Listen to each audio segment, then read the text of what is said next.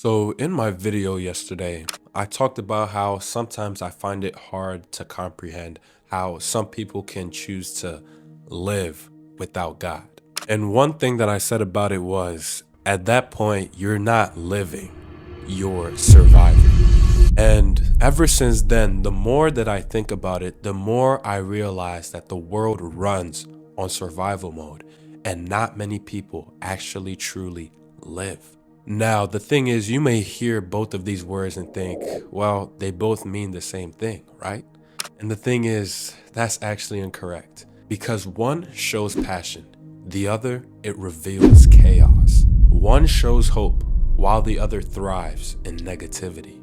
I'll show you how everything correlates in a second, but I first want you to imagine something. So, close your eyes and think about this scenario. Hey, I said close your eyes. All right, I can see you peeking. You're not sneaky. All right, close your eyes and imagine this.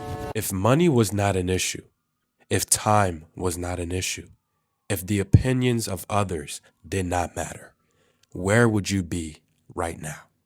What would you be doing? Who would be around you? How would making that dream life make you feel? I want you to sit with that thought for 5 seconds.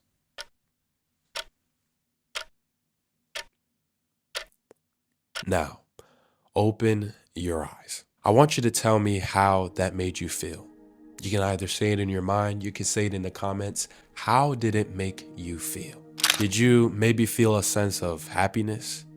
A sense of wanting to make that dream life a reality? That life that you imagined is what I call living, because you're always looking forward to the next day. You're living the life that you choose and making progress in your life every single day, no matter how big or how small it is. Now, I want you to close your eyes again and imagine this scenario. You have negative $600 in your bank account. Rent is due next week. You're lying in bed wide awake at 3 a.m., knowing you have to get up for work by 6. The same job that you've been stuck at for the past 7 years now. You hate every single day of it. Others tell you how to live your life. You just go through the motions every single day, and you feel as if you are making no progress in life, no matter what you do. Now, open your eyes. How did that make you feel? Did you feel a sense of dread, a sense of anxiety, maybe even fear? That is what I call survival. Now, take a look at your life, and I want you to compare it to the 2 examples that I just gave you, and ask yourself this very important question. Have I been living, or have I been surviving? It can sometimes be a hard question to face because honestly, sometimes you may think, but I thought that's how everyone's life is supposed to be. But just because it is doesn't mean that it should. But if you look at your life and you see, yeah, I think I've been trying to survive more than I've been trying to live. Well, I have very good news for you. The great thing is you don't have to be stuck in survival mode, because these are the 5 best ways that you can shift from survival mode to actually living. And I say this because these 5 things helped me a whole lot in my own life. And I would love for you to see the same results that I have as well. And the first thing to do is to create a close circle of friends. See, survival mode means that you are doing everything on your own. You are trying your best to survive. You want to do things by yourself because you think, oh, if I include someone else, they'll just mess me up. Or if I include someone else, they'll be a distraction. But you cannot live this world on your own. You will always need a companion. You will always need a friend. You will always need someone to stand by your side, especially when things go wrong. So you need a close circle of friends. It is even better if they believe and trust in God, because just that sense of brotherhood or sisterhood that you will have with those people, it feels so great to be surrounded by those that you can call a friend, you can call a brother, you can call a sister. When you were having a bad day, you can just go and talk to them. When you are having a good day, they will celebrate with you. When you feel remorseful or sad about things that you have done, they will be there to comfort you and heal you and help you on your journey in life. A quote that I've honestly heard many times is, if you want to go fast, go alone. If you want to go far, go with a friend. A friend will keep you going and you will keep them going. So you need a circle. You need a brotherhood. You need a sisterhood to not only keep you accountable, but to keep you going in life, especially when you want to give up. Second thing is to rely on God for all things, but still do your own part. What made me think about this is, honestly, there are just some things in your life that you cannot control. You cannot control the weather. You cannot control if your car breaks down. You cannot control if a relationship ends. So what I want you to know is, control what you can, but what you can't, give it to God. If you see, hey God, I need help with this, give it to Him. If you see, God, this is just something that I know I can't do on my own. This is something that is going to take a miracle, give it to Him. You don't control everything in this world. The hairs on your head, you can't control how fast or slow it grows. But yet God knows how many hairs you have on top of your head. He knows the little details. He knows everything. So for the things that you can control, I want you to give your 110% effort at all times. And I want you to make sure that you accomplish those goals no matter what. But what you can't, just give it to God and He will be able to handle the rest. And number 3 is that I want you to engage in things that you love. Now for me, I know that it is sports. I love basketball, baseball, football, soccer, whatever it is, except for golf. I don't like golf. So for all the golf fans out there, I'm sorry, it's just not for me.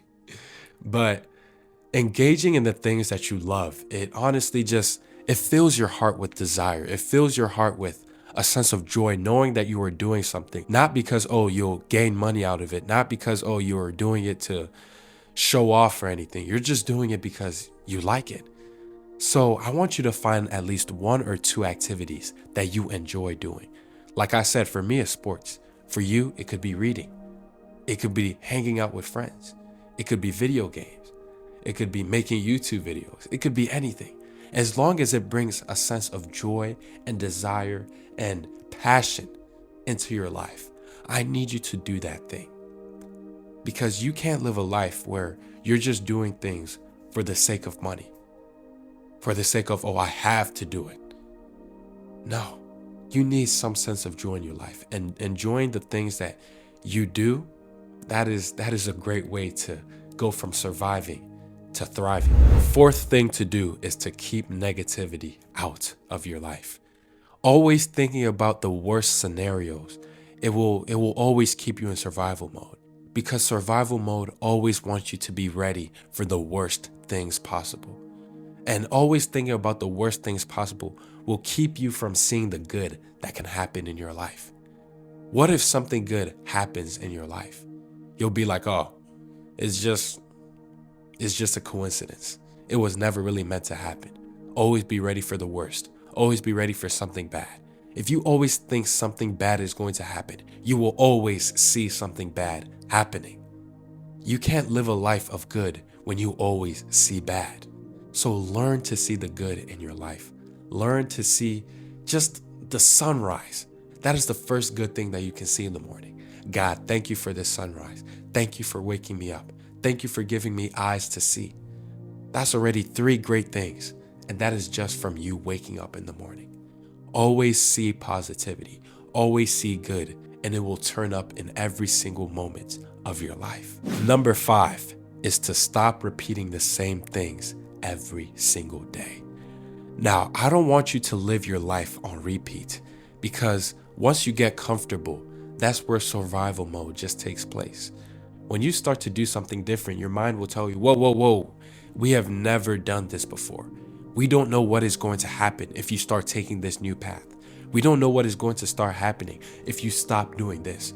So now that we're comfortable, now that we know what is going on, let's just keep it going, because we already know what is going to happen. But living a life that is comfortable will stop you from living experiences that only come from doing things that you have never done before. Don't live a comfortable life. Live a life that is daring. Live a life where you have to wonder what is next. I'm not saying go to your boss and say, oh, I'm tired of this job, I'm quitting, and you don't have a sense of what is next. I'm not saying all that. What I'm saying is try to do something new every single day, something that is unexpected. Instead of doing 30 minutes in the gym, do 1 hour. Instead of taking the highway to work, take the back roads. See the scenic routes, I guess. Just doing little things that you may not have done yesterday.